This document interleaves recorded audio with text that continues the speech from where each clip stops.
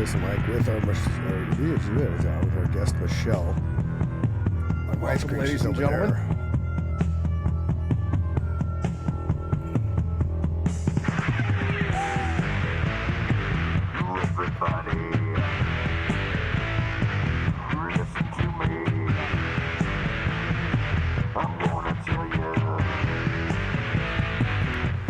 So again, thank you for joining us. We are Chris and Mike, and she's Michelle. This is Chris and Mike Show. We are actually broadcasting live on the YouTube as well as Twitch right now. So I was talking to my son Jake earlier, Mike, and I told him, dude, we'll be on YouTube at 3. Join in. He's like, okay, Pops, I will. Even though he's doing marine things, he can still, he's in the office today, so that's kind of fun. So I'm in Arizona, Mike's in Illinois. Where are you at, Michelle? Pennsylvania. I was going to say Pennsylvania pre-show because I kind of picked up the accent. Yeah. Right? And my wife's from Punxsutawney. I'm sure you know where that is. Yes, I do. Well, we're just an hour from Pittsburgh. So, okay. Definitely. You could always pick up the Pennsylvania accent. Right? Good old Punxsutawney Phil. So are you a Steelers fan? Let's get the serious stuff out of the way. Since you're from Pennsylvania, you a Steelers fan? I'm not much into sports, but of course, the Steelers, definitely. Yeah, I always hope that they win. Yep. Cool. So you're super excited about Aaron Rodgers being your quarterback now? Say no. The right answer would be no. Not much into sports. No. Why? That's why you just say no. You just say no. I will ask my husband.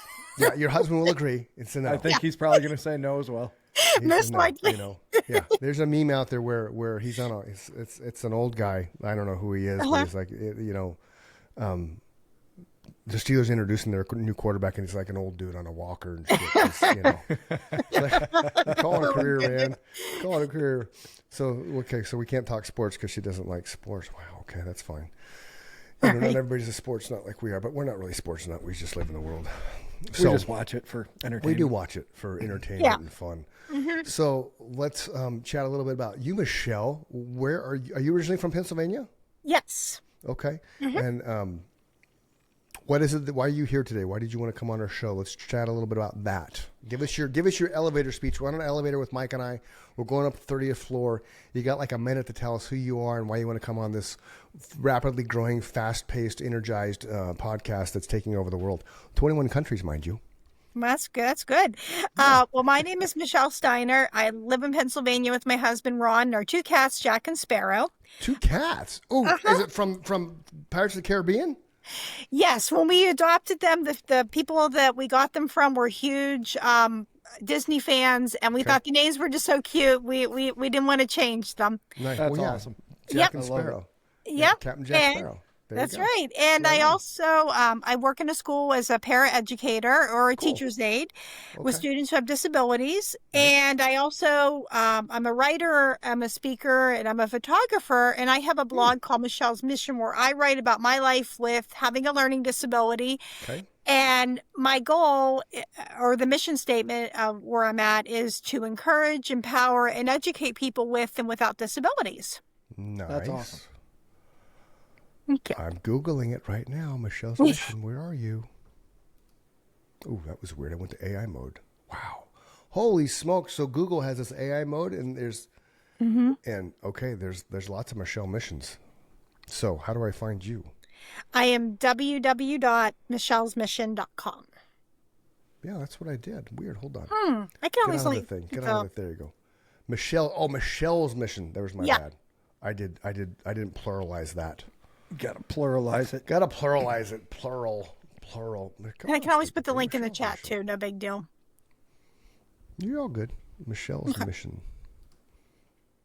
There it is. A blog to encourage, empower, and educate people with and without disabilities. I like that. Thank you. Outstanding. And you have a podcast. I don't have a podcast, but I put the links of where I podcast up and on. You have been on a lot of podcasts. Wow. This is going to be the most fun one you've ever been on ever in your entire life. Of course. We guarantee it. You're just going to be like, wow, where have these guys been all my lives? Find your wings and soar. I like that. Very cool. And so the nice thing about this, people watching and tuning in on YouTube and Twitch, pluralize it, michellesmission.com. On the top, it has her Instagram, her Facebook, all the resources, how to contact her. There's a press. There's all the news articles and stuff. There's a store. The podcast she's been on, all her social feeds and her blog and stuff. I'm a huge blogger too, so I dig the whole blog concept. So Nice. love that. And do you blog actually on the site, or is it somewhere else you blog and then you RSS feed it? I blog on the site. Okay, Yes. cool. Right on. Outstanding. Wow, that's a lot of blogs, man. Yeah. How long have you been doing that? I've done that for about 5 years now. I started whenever the pandemic began. Okay. I had a grant from Disability Pride in Philadelphia. Cool. So that encouraged me to start that. But I wrote about having a disability a few years prior to that. In fact, writing and reading has always been really big in my life, especially when I was in school and I was being bullied as a kid. Writing and reading became my world. And I was really lucky as a teenager that I found an adult writing group whenever I was 16 or 17. Okay. And I mean, these people really encouraged me to write about having a disability. And 20 some years later, we still meet once a month to talk about our writing and Wow. we're in each other's That's so lives. cool. Yeah. At the time, though, I decided, I'm just going to put that on the shelf. That's way too personal. And I wrote some really bad poetry and some other things I would not want to read today. But when I finally... Well, everybody's got to start somewhere. Yeah, exactly. So for the people that are listening at home, obviously, you're talking about having your own disabilities. Reading and writing are not one of them. So what are your disabilities? I have dyscalculia, which is a math disability. I have... What is that for the people Explain that it. don't know? I don't even know what that is. I don't know either. So Yeah, treat us that's like okay. we're 5-year-olds and give us the Sure. kindergarten explanation of that. When you have please. dyscalculia, it means that I have trouble with math, but it goes beyond just being bad at math. Okay. This is something where I can understand very basic concepts, but it capped off at a very early stage of that. And I also, it impacts me outside the classroom. I will confuse my right from my left. I cannot read the face of an analog clock, despite having many interventions with that. Still to this day? Yep, still to this day. Wow, that's crazy. Yeah. I mean, if you give me a running start, I can usually keep track of it. But if I would just do a blind read, I can't tell you what time it is. And So now with the math, is it just something you cannot do? Can you not put the numbers together? Does it get scrambled in your brain? Or, kind of describe to myself Right. and the people that are listening, what are you experiencing when you're trying to do math where the rest of us all say we suck at it, but we can figure it out, Right. right? Right. Well, for me, I have not memorized all my addition, all my subtraction, multiplication, all those tables, have not had that memorized. But even if you would give me a calculator, it's still really a struggle for me past a very basic level. Wow. It's just really trying to figure out how numbers will work. So you might give me a formula, and sometimes that working memory just doesn't do that. We don't know for sure why certain people are just really bad at it, Okay. and why people have that. But I've always struggled with that. We would get the worksheets and I just couldn't do a lot of that. And I really had a lot of difficulty. And I mean, everything is what we might even say goes to one source. I mean, I'm also not able to drive, but that also is the visual perception. And it also goes to the hand dexterity. Everything just seems like it comes to a brain-based. So do you not have the proper depth perception? Is that Yeah. why you can't drive? Exactly. Okay. Wow. Yeah. So the first time I ever got high, I felt like this is like when I was in high school, okay? So I'm not a stoner or anything, but Yeah, it's we like talked about this on our Ozzy Osbourne tribute show because Say you that realize like the it's first a time bad ever. thing. Well, it's not a bad thing, but some people, So I don't think Jake ever realizes that I got stoned. So now if my son's watching, he's going to be like, "What, Dad?" So On stage even. right, well, shh, Mike. So that was an accident. So, but I remember the first time ever doing that because it was with my brother and a couple of his friends, and it was the whole peer pressure thing. You got to do this, man, because whatever. And Ozzy was playing, and that was my first introduction to Ozzy. So by the time it had kicked in, and we went home to get money, to go to 7-Eleven, Munchies. I remembered I felt like I was walking on the moon, right? So that in my head obviously was a depth perception thing because I thought the ground was a lot. I don't know if it was lower or higher. So I You was felt like your feet were way off the right. ground. So the reason I'm bringing this up because I want to compare it is that what depth perception is like for you, the visual perception. Like you don't know how to. I don't want to sound stupid, but you don't.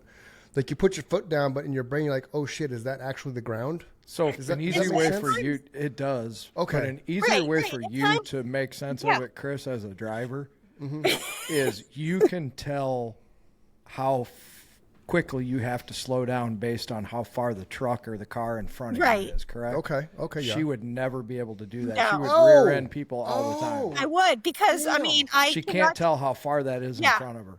Nope, that's cannot tell crazy. you. Or I That's what can't- your depth perception does. right, for or you. where I am, like in space. I mean, gym class was a nightmare for me. I would flinch every time a ball comes in my direction. I bet. Oh, Yeah, my. so that was really hard for me to be able to do a lot of that. And my parents kind of knew whenever I turned 16 that this was going to be an issue. We didn't know how big of an issue it was going to be, though. So we waited a year. And then we lived out in the country, and they had me do little things before we even considered studying for a test or anything. We had this field, and they said, well, why don't you go mow the field? And instead of making these perfect straight lines, I ended up making circles. So I always say that I now know where crop circles come from. It's Michelle did it. Michelle did it. You've heard it here first in the Chris and Mike Show. The crop circle mystery epidemic has been or solved. mystery has been solved. It's Michelle. Michelle did it. Dude, I made ratings that, through yeah. the roof. Oh, that's great. I love it. And then my parents had me drive up. We had a really long driveway, and I was in the car with my mom, and she said, well, do you want to drive? And I said, okay. So we drove up the driveway, and thank God my mom was in the car with me, or else I would have crashed into the family garage. Oh, God. And this is what my mom said, this is beyond just somebody, it's not going to be the next greatest athlete or something like to that extreme. We knew that this was going to have to get looked at. So I was really lucky. I got connected with an agency called Office for Vocational Rehabilitation, and they paid for all of my years of college, but they also paid for me to get a driver's license evaluation. They don't do that now. They won't pay for it, but they did in the past. Thankfully, they did. And it was at a rehabilitation hospital. And I can remember we went through a whole battery of tests. I mean, I passed. I knew what to do if the car broke down. I knew, what steps the responsibility of being a driver, the vision test, perfect vision. To be able to pass that. And then we got to the last part, which was visual perception. And she said, based upon your score, I don't think that it's wise for you to get your license at this time. And it just felt like 100 pounds was lifted off of me at that point. So here's a question. So you're 16. When did this condition start presenting itself? Were you younger and just didn't realize it? It did when I was in kindergarten. They knew when I was very young that I had that. I went to the eye doctor, and they gave different things for me to do to try to with my visual perception, with my eye-hand coordination. I remember my dad had a wiffle ball or a bat, and then a wiffle ball, and he tied it to the ceiling, and then I had to hit the ball. That was one of my exercises, and I had to walk. He made a balance beam for me, and I walked across that. But so how hard was it to hit the wiffle ball hanging from the ceiling? it was somewhat of a challenge, but I got better at doing that. Right. We tried to do different things to see if that was going to work or not. And just, but it really didn't work in that thing. But I mean, I haven't let it stop me. I still go to the gym, and I'll still go to group exercise classes. And I just have to realize, these people are in front. I just have to make enough space and just give myself that grace and do stuff like that. But that was one of the big factors that they did with just seeing about driving. Do you feel like because you've been disadvantaged in these several ways, do you notice things that you're better at than other people? Are you aware of those things? Yes. One of the things is I'm also a photographer. Right. And people will tell me that I bring out the details in a flower that they miss. And when I don't have a ride, I mean, I'm really lucky. My husband can take me to work. I have a great coworker who takes me home at the end of the day. But sometimes I don't have a ride to get places, and I live in a central location. Right. So I get that literally that chance to stop and smell the roses, and literally. I get to notice these details that other people don't get to see. I get to see the flower. I get to see other really neat things. And I can capture that. And I just think to myself, rather than being sad, that's something that I'm able to do that other people don't get that chance because they're busy in their lives. So you find yourself literally stopping to smell the roses. You're paying attention to detail in things that you notice other people just whiz on by and don't even give it a second thought. Nope, they don't. That's really cool. That is cool. And another thing, too, I think is empathy. When I work Yeah. with my students, I'm able to really understand what a lot of them are going through. Not every single one, but a lot of times it's like hearing a recording of myself. I hate my disability. I wish I didn't have it. I'm not smart. And I get to tell them it's not a bad thing to have a disability.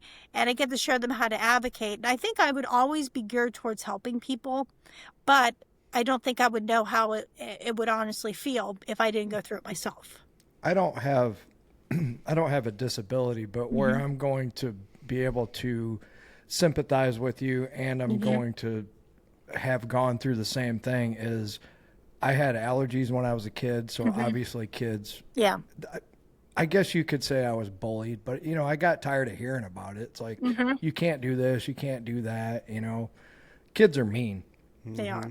But the other thing is I was sick a lot, so I was isolated. I couldn't go out for recess. I couldn't participate in gym class. So I spent a lot of time reading, and by myself or with the teacher. And the empathy part, that really hits me hard, because I think a lot of my empathy came from that. You can see when other people are different or disadvantaged than you are. You're not going to be the first person to make fun of that person, right? You're going to try and pick them up however you can. Exactly. And that is one of the things you can, you're going to be able to uplift them. And I also show them how to advocate. And I always just say this, that for my students one day will end up leaving me. And I hope that they're able to graduate, achieve every single dream that they went after. But for a lot of them, their disability is going to stay. So they have to learn. Yeah. Yeah. And the power that you have, having those disabilities, they have somebody to relate to, which is cool. Because like my grandson, little man, he has a little bit speech issues, so he has to go to a speech therapist to kind of work with certain enunciations, like the th sound. Was the last one we did. But I could see if we can't get that cured as he moves along in school, he's going to get bullied and teased and things like that. And to me, it's always more impactful when the person that, in your case, you're helping the students around you, but you've been there, done that. Yeah. So they have somebody they can attach themselves to. You know what I mean? Am I making sense? Absolutely. Yes. Sometimes I don't feel like I'm making sense. So, but you have that experience, like been there, done that. So the struggles firsthand. You know what it's like to go to school and get, like Mike said, picked on, maybe bullied, things like that, because you're just a little bit different than the norm. That, I think, is really cool that you do that, because it should empower them. That's what I was looking for. It should be able to empower them more, because, hey, Michelle overcame this, and now look what she's doing. She's helping others, and she's got a blog, and she's got this, all these different outlets that she's doing. That's cool. I like that. I like the fact that you're using that as a vehicle to help others and bring light to their lives, as opposed to them just, everybody. Because when you have those kind of things, right, there's a depression that can set in. Right? Woe is me. Why am I different? Than self-pity and all that kind of stuff. Especially when you're getting picked on constantly. Right. Yeah. Exactly. And that's one of the things, a lot of them, I'm also really good with kids that might be getting bullied by somebody else. Yeah. What do you tell those kids? I would be interested for the people that are listening at home, if they have family members with special needs, maybe this will be something that'll help them. What do you tell those kids that come to you and they say, Miss Michelle, I'm getting bullied all the time. What do I do?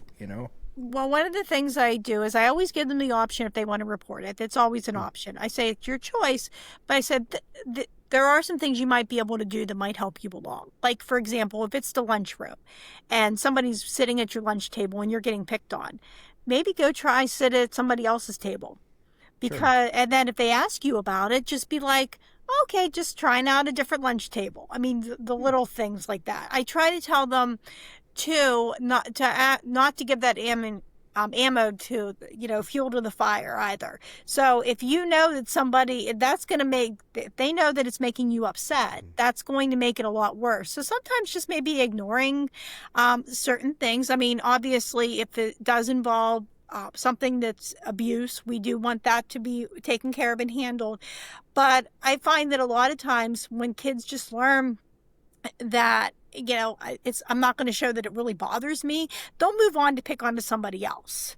True. And that's what I try to do with a lot of them. And sometimes I'll even take them out of the room. I remember I had a couple students that I was working with last year, and it was like during a study hall for people that had disabilities for our students.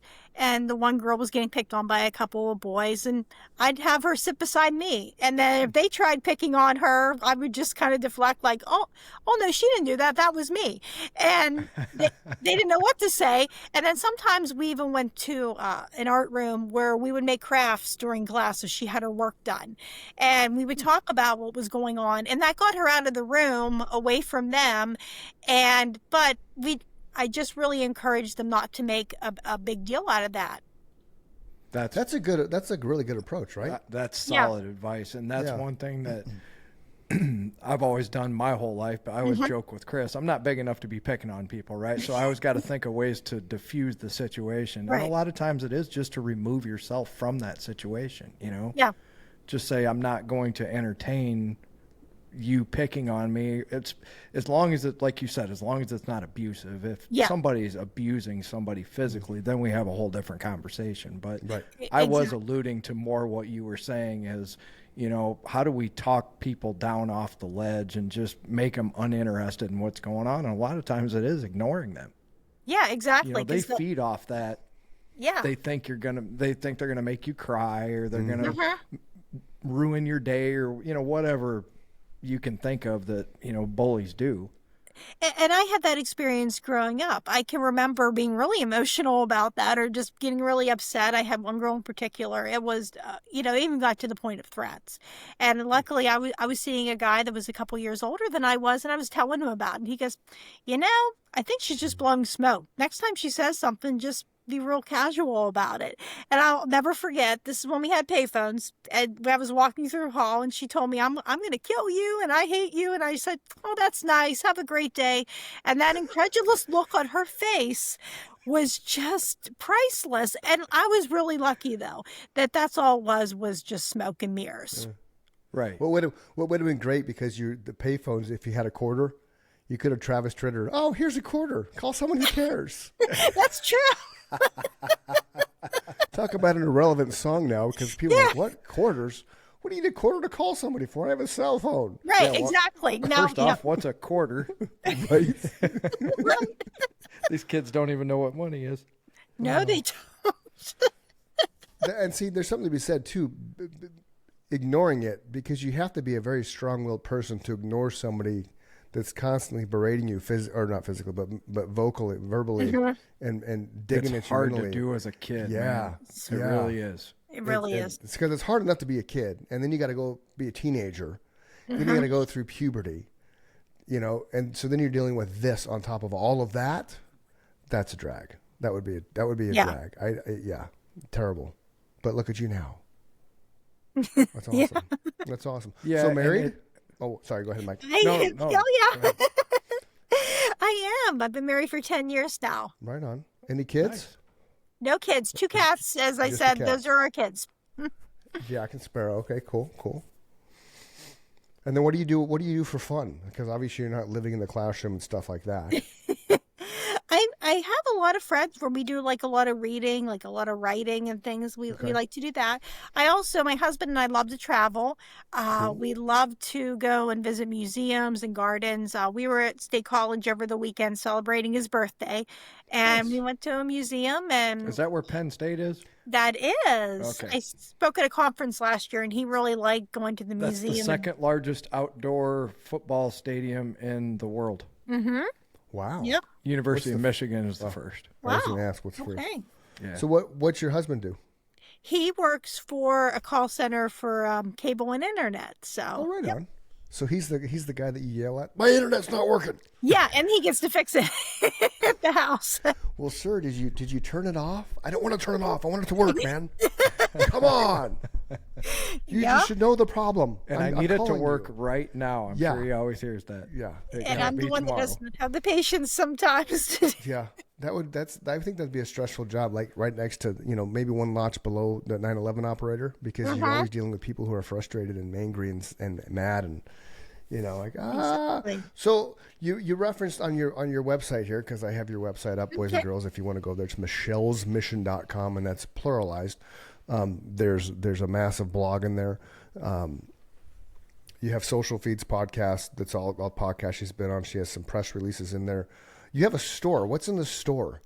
I sell my prints. Your photography. My photography, yeah. Oh, I'm going to have to go look at that. What is, you got a pink flower. What is that? That is a pink lily that is there it is. Yellow. See, reading's fundamental. If I would have just looked to the right, I would have saw a photo of pink lily. Wow. Yeah.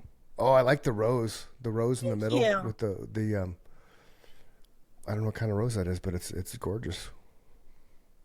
Yeah. Very nice. Thank you. Oh, there's Jack and Sparrow. There they are. Oh, yeah. Chris has a love-hate relationship with cats. I don't like cats, but when they're on a computer, it's fine because they're not bothering me. I was referring to the ones that kept destroying your backyard. Right. Oh, I know. No, I hate that. I mean, yeah. They were his neighbors, neglectful owners. Yeah. Nobody told us there was 40 feral cats all around us when we moved in, because who owned our house was an entity, not an individual. So there's nothing to disclose. Oh no. The short version of the long story is my neighbor across the street thought I was killing, skinning, and burying them in my backyard. So much so she called the police. Oh my gosh. The police sized this up for about 5 minutes, realized, well, she's a whack-a-mole. Right. And then, so we let them in the house. When they walked into our entryway, they saw the family portrait, of which at the time that family portrait was my wife and I, our daughter, who was I think probably 7 months pregnant, and our son, who just graduated boot camp as a Marine. So they looked right at that like, oh, military family. I'm like, yeah. So then all of a sudden the tension went away. And then so we took them out back, turned on all the pasture lights, and they saw there was no fresh holes. Yeah. And no dead cats. And then so as they were leaving, I'm like, I know who called you on me. So you can just go across the street to them, tell them I said hi. I know it's you. And then as soon as the police left, he went, Yep. They're in the basement. Yeah. So that's fine. And then right. Oh, they didn't catch it. And then the neighbor next to us, he decided that he was going to put a camera up on the peak of his house, in his words, to watch the chicken hawks. Yet he'd been there for 4 years. So they bought into their bullshit that we're killing cats. Nobody's paying attention to the fact that four houses down was this 14-acre parcel that was being turned over from farm to subdivision. Nobody took into account that there's like 3 other people that moved in the neighborhood north of me. I'd been here since August. This was February, and all of a sudden I'm the one that's making cats disappear. Yeah. So, coyotes are rampant. They really didn't think about you in the that beginning. too. No. Well, they did, and then that for some. Well, the problem is we came and we cleaned up the house. The house was a mess. The yard was a mess. So we weren't gentrificationing the street, but we came into a house that was in disarray. We bought it for a specific reason, to help build something for my daughter and grandson to live. So it was one of those things where we had, we were lucky enough to be able to buy it with extra money from our house sale and clean things up. And like we had 87 tons of crap taken out of our front yard, Michelle. That's how bad this front yard was. And it's an acre. So just imagine an overgrown acre of grass, right? Right. So as that whole kind of thing fell into our lap, then the neighbor's like, oh, I'm looking for chicken hawks. So me being me, because I work out daily, I would go out back, and after I got done working out, strip butt ass naked and wave to their camera because they could see right in our backyard. And I did that until finally my hop seed was tall enough that they could no longer see me. So every day they had a free show if they wanted one. Because he claimed he couldn't see my backyard. But I would walk in the middle of the backyard and I could see the little red dots of the camera. And if you can see the red dots of the camera, it can see you. Yeah, exactly. So, they're those people, disrespectful assholes who feel like they're entitled, the mayor of the street, even though, he's only lived here. We've been here 4 years, so they lived here 8 years. But, there's that. We don't talk to them. We just, it is what it is. So, that's my life in a nutshell. So let's talk about your writing, because Michelle's mission.com is where you can find her, and you referenced before the show that you have some stuff published. So let's talk about that. What have you have published? Sure. I write a lot about my life with a disability. Okay. On my blog, I do a lot of metaphors to explain that. Nature metaphors. I might talk about the process of my disability. Okay. Just accepting that might be like a flower blooming.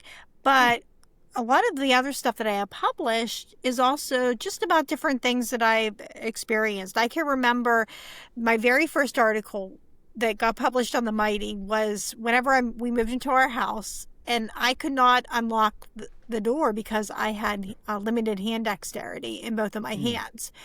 And I was so frustrated. That just gave me that courage to write about it, because there was a call. What's a seemingly easy task for other people, but it's hard for you with yours? Sure. And I got a great response with that. People were like, well, that's my story. And I thought I was the only one that struggled with that. And that encouraged me to write more articles for the Mighty. I also expanded to write different articles for other places as well. Sometimes there might be a prompt that I might follow, and it'll get published. I also have stories published in 2 anthologies, and a third one coming out in November, hopefully. Congratulations. And thank you. Oh, that's awesome. My first anthology I got published in was a workshop that I went to, and it was called Rediscovering Your Story. And a NAMI group had this, and I was the only one that had a learning disability. Other people had some mental health issues. We had some other ones that had addiction issues in the past and were working on being sober with their lives. Yeah. And we had different stories that we wrote. Some of them were about our hair, and some of it was about what's your favorite place to go to. And I also had the chance to write about what is the most important lesson that I've learned in my life. And it's for purchase on Amazon. And the second anthology is The Baggage We Carry. And that was the prompt. And I wrote about the baggage of having a learning disability and some of that has happened. And that is also, that's available for purchase as well.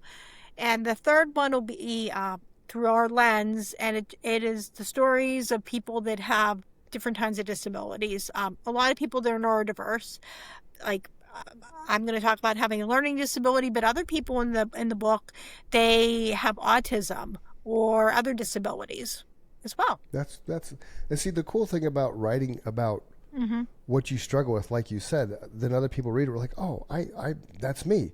We had a family member who went through the perils of heroin and meth addiction, and I was very vocal about it, and I was out there about how easy it was to get it. This was well before it was, public billboards and stuff. This is where, if you looked at my family from the outside in, you would think there's no way on God's green earth this is going to affect Chris's family. So when I dropped my original, back then it was a Facebook Live about it, last time I found it, because now it's just kind of lost somewhere in the World Wide Web, it was 67,000 views for this 15-minute discussion about how easy it was to get heroin. If you got $20, it doesn't matter who you are, it doesn't matter where you live, it doesn't matter what your economic status is. And I would have people randomly walk up to me because they recognize me from that, thanking me, because then that empowered them to have a conversation with their son or with their daughter. My wife and I would walk into stores and people would be like, oh, there's the queen, because I would reference her as the queen based on that. And the connections that made alone, just in opening other people's eyes and having those conversations that they never thought they had to have, because nobody realized for $20 you can get black tar heroin. Yeah. And this was a very normal suburban community in the East Valley of Arizona that you just never would have thought this was relevant. So what you're doing is great, because then it makes people realize that other people are going through those same struggles, which then sheds light on it, which then sparks conversation, which then helps things get turned around to the positive instead of the negative. So kudos to you for doing that. Absolutely. Thank you so much. Being able to talk about it. So many people just won't talk about it. Yeah. Right. They bury their head in the sand and act like it's not supposed to have happened. If it happens, it happens. You have to be able to know what to do and how to deal with it, right? You can't just say it'll rectify itself, because addiction doesn't rectify itself. No. Disabilities don't rectify themselves. No. You have to learn how to live with them. And in an addict's case, you can overcome it, right? In your case, you're not going to overcome your disability. So it's really cool that you're showing people that not only they're not alone. I agree with Chris in a lot of things that were wrong with me. just knowing that I wasn't the only one, was Yeah. very helpful. I agree 100% because when I was growing up, I mean, I didn't know a whole lot of people that had learning disabilities that were successful adults that went to college and Right. were female and struggled with math because most of everything that was out there, sorry guys, it was mainly white men that struggled with reading or paying attention, and I didn't know anybody with that. And one of the things too is whenever we started with the internet, there's a lot of people out there. I got to meet other people that have my disability and are girls, and some are guys too. I mean, it definitely affects everybody. It doesn't discriminate. But it was just really amazing, though, to meet other people that, okay, that's what I struggle with. I'm not the only person that does that, and coming and talking about it because, Yeah, that part's huge. yeah. It's Because I common. wanted to hide. It's common denominator. It's like if you like the Steelers, right? Yeah. And you were wearing a Steelers jersey, you don't have to know the person wearing a football jersey when you run up to them at the store. You can just make a comment about their team, and you have an instant dialogue for 20 minutes. Yep. Exactly. So true. I mean, right. So it's the same kind of concept. Now, one of the things you referenced, something with your hands. What is that? That is with having limited hand dexterity. I didn't know that till I was an adult. Okay. When I was a kid, things would drop out of my hands and I have terrible handwriting, and people would just think, "Oh, she's clumsy." Or the people would really put it as a character flaw with my handwriting. And I learned how to type, and that was a game changer. But we just thought, okay, she's clumsy, and that's just okay. Maybe it's learning disability related, whatever. But I was in for an evaluation because I was thinking about going back to grad school.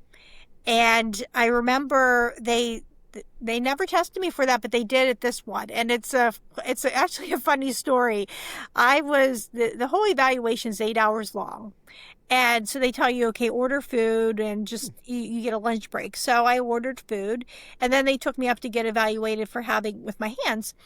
And I sat up there, and they blindfolded me, and I had to put shapes in a shape sorter.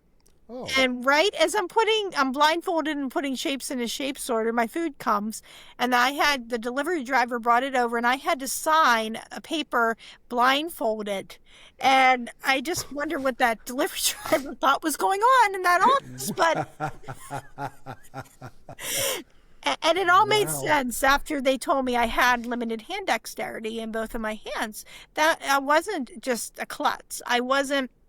I just didn't have the handwriting of a serial killer. I mean, there was a reason behind that. But you didn't find that out till you were an adult? Yeah, in my 30s. Wow. Yeah. Because earlier you mentioned opening a door was hard. So then, Yeah. So and being a writer too, and typing, my high school class typing was the only thing that's carried me with me my entire life. But so I didn't honestly, for whatever reason, I didn't go there when you referenced the hand issues, and I was like, wow, I wonder how she writes. I was thinking it was, like talk to text or something, because I thought your hands were like, I couldn't, like just weren't functional. Right. They are functional. I can move them. But if you look at the scores that when they compared my testing with, I'm on the level of somebody that has brain damage with hands, just with how they move. Yeah. Is that what they attribute it to? Is the wiring in your brain is just not? In some ways, yes, it's the wiring. And I always think, I was not given a clear answer on that, but I think that it all goes back to one source. It's just my brain is wired, and those signals that it sends out to my hands, like it does with visual perception and everything, it's not working that way. So I'm like at the negative, like one hand. I think my dominant hand has more, but my other one, it's like you're in like -0 almost. Wow. With that. But thankfully I came across a diagnosis at a really good time, and where we're at, there's a lot more than when I was a kid growing up. For people that have that, there are key helpers if you want to be able to unlock a door and lock it. There's jar openers that can work, bottle openers, an electric can opener. We figured that out when I was in my 20s, and I could not use a manual one. It looked like it was like trying to operate a spaceship. So I mean, there's a lot that has come out. And of course, if we go out in public and there's a door and it's an automatic door, I always like those, and that's the beauty of that. It's universal design, so everybody can do that. Whether it's a mom that has a stroller and she's trying to wrangle that and her kids and trying to have grocery bags, that automatic door helps somebody out. People movers, if you go to the airport, elevators, they can help, and ramps and rails. Those are all things that can help anybody, not just a person with a disability. Sure. I love the walkways, the moving walkways, moving sidewalks in airports. Yes. Those are game changers, you know? Yeah, those are huge. Yeah, especially when you have to go. In Arizona, airport's so spread out. It's but yeah, those are definitely game changers for sure. Mm-hmm. Right on. What else you want to talk about, Michelle? I don't know.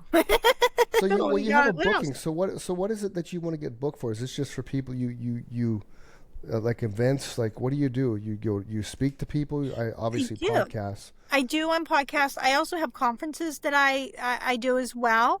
I'm going to be speaking at a conference, conference for the blind. And I'm going to be talking about resources when somebody graduates, on what are some of those resources that are available. Oh, that's really cool. Also speak on transitioning when somebody is done with school. I got to speak in Penn State last year about that. And I also had the opportunity to talk about that at another conference. Well, actually, it was a women's empowerment breakfast a number of years ago, and I got to speak at a disability symposium. So I really just try to go out and to be able to share my story and to be able to help other people. That's fantastic. Yeah, that's awesome. Yeah, and so the About Me, it's an invisible disability, which, like we talked about, you wouldn't know because of what it is. You have a bachelor's degree in community programming for Americans with disabilities. Yes. You've been published in the Nonverbal Learning Project, Dyscalculia blog. Dyscalculia blog. Right? Yeah. Okay. The Reluctant Spoonie. That's a fun name. The Calopine Collective, Imagine the World as One Magazine, a World Gathering. That's amazing. All the legit. I love the fact that you're out there sharing your story, sharing your journey, empowering others, giving them resources to better their lives with just the experience and the knowledge that you've gained by going through your struggles, which is just amazing. We love that on the show. That's why we do this. We like to talk to people and learn things and expand our knowledge and understanding of, I call it life resume. That's fantastic. Yeah, so like when you go out and you talk to these people, what are things that they're not expecting that you encountered, that what kind of advice do you give them? Here's what you're not expecting. You're going from high school life, college life, whatever, to now you're going to be expected to take care of yourself as an adult, right? Right. What I tell a lot of people is I can give you the names of the resources that are out there, but it's really up to you to be the one that you seek out those services. Like when I was in college, it was up to me. I had definitely registered with the Office for Students with Disabilities, but I had to go up to professors and I had to tell them I have a disability and these are the services that I need, and to have that confidence. And I did not have that confidence when I went to community college. And a lot of that was because of what other people told me. I was told by a learning support teacher that you can't go to college. You're bad at math. Why don't you go to a trade school? Well, really? Nothing there interested me. I had a psychiatrist in an evaluation that told me, well, based on these scores, you're not going to be able to go beyond community college. And I also find it funny whenever I told them that I wanted to write and wanted to do newscasts, that they told me that would be beyond my capabilities. And I hate when adults do that to kids. I just do. But question though, did that motivate you to be like, I'm going to do this, and I'll be like, haha, look at me now, bitches? Yeah, but do you know how many, not to interrupt you, Michelle, I'll let you answer the question. That's a great question. But do you know how many not Michelles there are out there? So 99 dreams were shattered by that attitude, and Michelle persevered through. So, thank goodness she's out there. But is that why you persevered? In the very beginning, I did not think I could do it. And I wasn't there like, haha, I'm going to do it anyways. I went forward scared.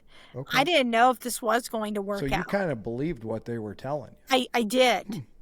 And I took that into college. And that was probably my hardest years, I think, were community college as an adult. To talk to you now, you're super confident. You're smiling the whole time. You know what you're talking about. That's awesome. Right. Own it.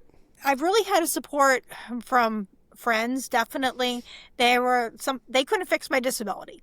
They couldn't go in there and do that. And that's something I tell my students all the time. Some of them will say, oh, I have this mental health disorder. I take medication. I don't need this class. And I say, you know what? You can take the medicine, but it's only going to get you so far. You have to be the one that does all the work, all the hard work on that. So that's another thing I tell them is you have to do a lot of that work. I'll tell people that. And I was afraid, especially whenever I went to community college, faced more stigma. Had a professor that told me I was going to have limited job choices. If I asked for a calculator, I was told we use our brains in this class. But I just pushed forward, and That's so awful. Yeah. And one of your advantages given to you to be in school with your disability was you were able to use a calculator, I'm sure, right? They couldn't deny you that?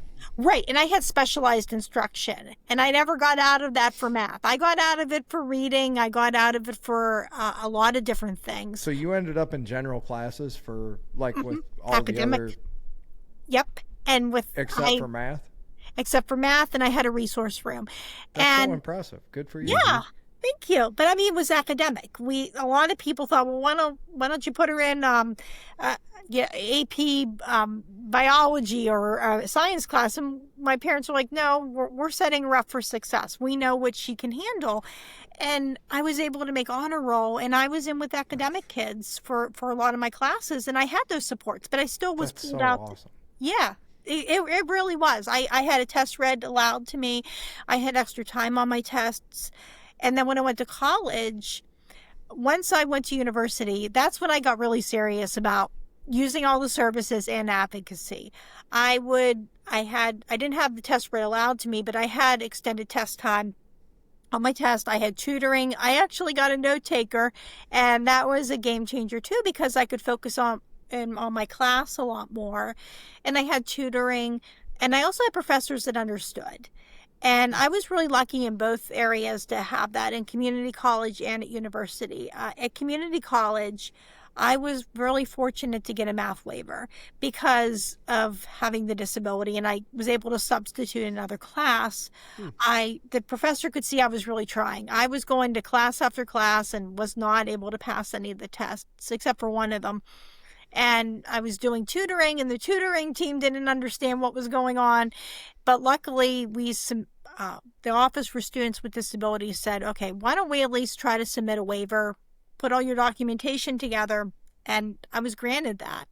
Cool. And then when I got to university, I wasn't as fortunate with that.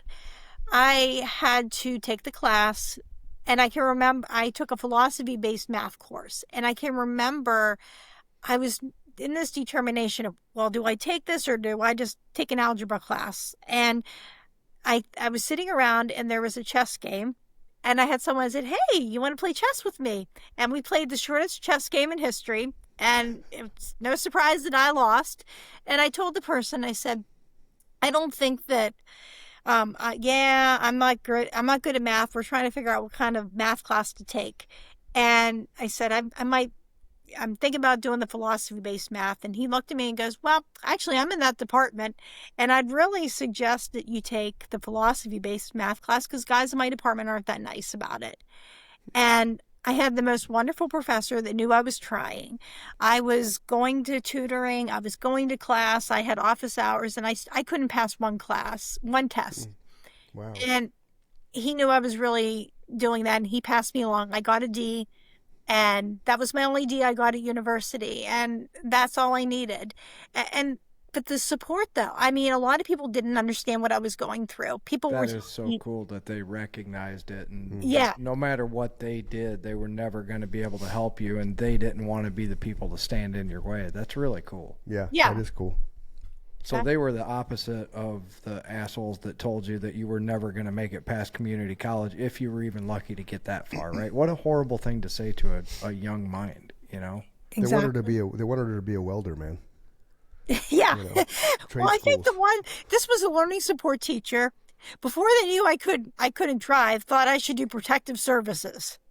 Now, how was I supposed to drive a police car? Well, and then I guess in their defense, you hadn't been diagnosed yet, but Yeah. the trades were actually the worst advice for you because you have the problem with your hands as well, right? Yeah. You, If I you were would never go- going to be a carpenter. No, wasn't going to be a carpenter. I have great respect for the person who does my hair, but I certainly cannot cut my own hair or do color or things like that. I would get a lot of complaints. I could probably do the culinary arts program, but it just isn't really what I feel like I was cut out to do. So it would have been a lot harder for me to do a lot of those things. Especially with the hands. What? Especially with the hand thing. Yeah, That would be exactly. hard. Yeah, cutting things. That would be really hard. Is that the hardest thing to do as a teacher, especially of kids with special needs? Is that the hardest thing, is to get them to come to terms with they're not going to be able to do certain things, that they see what we would consider, I hate this word, but normal kids, right? It really is. It's hard whenever maybe they can't do something, or a lot of our students are in regular ed classes and basic classes with Right, and I guess that's what I was alluding to. Yeah. They see those kids on a daily basis. They go play kickball or whatever, and like you were saying, when you were a young girl, you couldn't tell that the ball was coming at you, Yeah. right? So you were scared every time. right, Things exactly. like that, you were never going to get over that because you had a visual, Yeah, negative that was keeping you from being able to see that ball coming at you. and a lot of times too. Yeah, excuse me, that's a factor. And then I also get our students. They can't hide. They know, everybody knows they go to learning support or they go to resource to get a test read. They know they have a class with the study hall there. And that carries a lot of stigma for so many of us. I can just Well, remember a lot of this. them probably have visual outward where, Yeah. maybe they have tics that people see, right? And they can't Right. hide that. So that's even worse when you're in that shape where Yeah, I know just from being a kid myself, and we had several, we had a learning needs department in our high school for sure. yeah, And I was always the person that would defend those, yeah. tell the bullies, hey, why, that kid can't defend himself, man. Right. It's not cool, But Right. those are always going to be the kids that people pick on first, as the ones Yep. that have the outward tics, right? Yeah, Exactly. and it's more, and it's more so because they're afraid. They don't understand. So instead of I'm glad you said that. I've been meaning to say that too. And It's instead of trying to be empathetic and understand the situation, they automatically turn to the bullying side because they don't get it and they're afraid. They're afraid of it. I worked in before I do what I do now. I worked in the field with mentally handicapped and mental illness people. So anything and everything in the spectrum, from autism to mental retardation, mild MR, extreme MR, affective organic disorder, bipolar, manic depressives, Down syndrome, all levels of functionality, low functioning to high functioning. My group of guys that I took care of, until they opened their mouth, you wouldn't know. Like I flew Right. one, took him home a couple times to Eugene, Oregon, and unless he opened his mouth, you'd have no idea. You'd have no idea. Now, when I put the headphones on him for the plane ride, because music kind of soothed him, I didn't realize he was going to start singing, and he started singing "Knocking on Heaven's Door" because he loved Guns N' Roses on the plane in the middle of the air, And so once he started singing, it's like, well, I'm not gonna stop him because No. it's keeping him at bay, but. Unless you know, you don't know with the bulk of the population I dealt with. But the Down syndrome, you can see them, you can tell them. The autistic, you can see because they have the tics, like Mike said. And they, without exception, all of them are bullied in their lifetime because they just were. What you don't understand, you fear. So what do you fear? You feel like you have to exert yourself. You got to be the alpha male, and even in women too, right? Yeah. Women are just as bad at bullying as men are. Yep. I think a little bit more so. especially in the teenage drama era with females. My wife was bullied by somebody, and kind of talked down on her because of looks, and then the irony of life. Now this woman, her face looks like a long horse, and Nikki's this beautiful human. So it's kind of like neither, But we're not those type of people. But it's still kind of that thing, like, yeah, okay, how pretty are you now? Right. But you carry that. Like, you carry that. There was a couple kids I was bullied that bullied me, and I could still, I drop their names. I'm not gonna, and it was just more out of fear. For whatever reason, they were afraid that I had asthma, and I was kind of like Mike's sick kid. If I'm that kid nowadays, I'm kicked out of school because I was gone more than I was there, because we moved from Illinois because I was going to die. My asthma was so bad, so we moved to Arizona, and there was half the school year sometimes I missed. I got held back in fourth grade because I just didn't go to fourth grade. Yeah. So when I would show up, I was always the awkward, sickly looking kid. So I was a brilliant punching bag, right? Mm-hmm. Luckily, it wasn't as bad as it could have been, but I feel that. So, and that goes back to what I said earlier, the fact that you can empower these kids because you've been there, done that, and you're living with it, and you're living proof that you can overcome and you can be successful, and you can reach heights that other people didn't believe you could. You're just a superhuman, Michelle. It's like the life resume that I preach. It's just fantastic, because you could have gone the other way. Those are the people that need it the most. You could have taken the easy road and just been like, woe is me, living off the state, living in a van down by the river, right? And not being a productive member of society. Not that your disabilities were that extreme, but I think you follow what I'm saying. It's cool that you've taken the path you have, and you're so out there with everything and sharing and teaching and helping people grow, and that's cool, man. That's a good testament to who you are as a human and who your character is. And so beautiful soul, man, for sure. I can see why Jack and Sparrow love you. Oh, thanks. Well, that was awesome. Anything else you want to talk about before we wrap things up? I just want to encourage people that have disabilities or who don't to know what they want and to be able to find a way to do it. And it's like my dad always told me, success doesn't always come in the package that you expect, but sometimes it comes in something even better. That's awesome. That is awesome. I love that.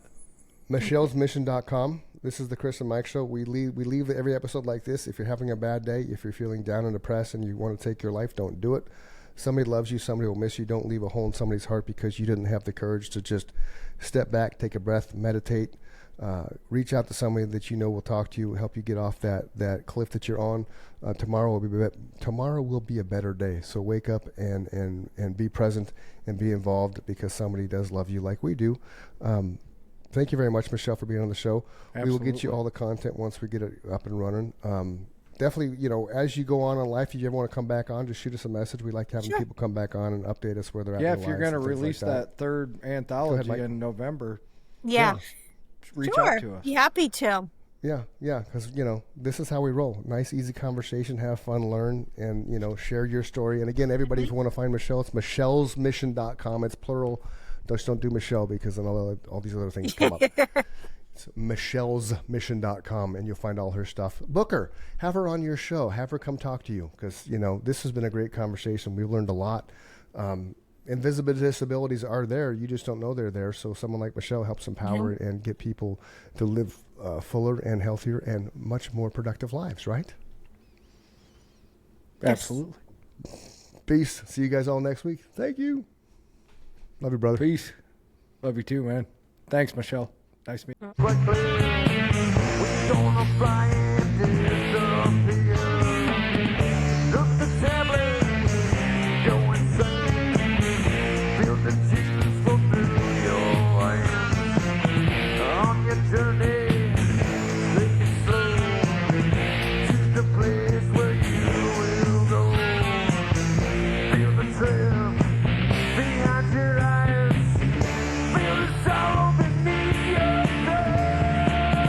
Take a moment.